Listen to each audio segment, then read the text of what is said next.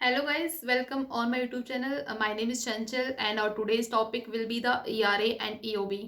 ठीक है, तो जब हम मेडिकल बिलिंग की जॉब जब हम करते हैं तो बहुत बार हमारे सामने ये चीज़ें आती हैं कि ERA क्या होता है, एक्चुअली EOB क्या होती है, दोनों में डिफरेंस क्या होता है।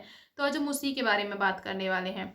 ठीक है, जब पेमेंट पोस्टिंग में जब आप काम करते हो तो आपको है कि पेमेंट आपको पोस्ट करनी होती है प्रोवाइडर के कुछ सॉफ्टवेयर्स होते हैं उनमें। ठीक है, तो वो जो पेमेंट होती है सपोज वो दो तरीके से आती है, या तो वो इलेक्ट्रॉनिकली ट्रांसफ़र हो जाती है या फिर एक एक स्कैन चेक के थ्रू कुछ पेमेंट्स आती हैं इंश्योरेंस कंपनी से। ठीक है, तो ERA इलेक्ट्रॉनिक रेमिटेंस एडवाइस होती है।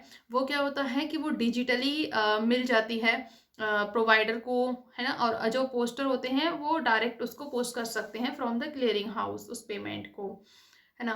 तो एक्चुअली ERA और EOB पे जो डिटेल्स होती हैं पेशेंट की या फिर जो पेमेंट की, वो डिटेल दोनों सेम ही होती है।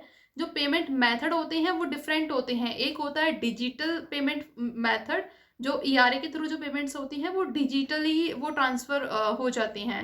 ठीक है, एक होता है कि चेक के थ्रू एक पर्टिकुलर EOB जो होती है पेपर फॉर्मेट में वो जाती है प्रोवाइडर के पास। ठीक है, तो वो प्रोवाइडर के पास जैसे चेक आता है तो उस चेक के जो वो कैश होने के बाद ही आप पेमेंट जो है सिस्टम में आप एंटर कर सकते हो।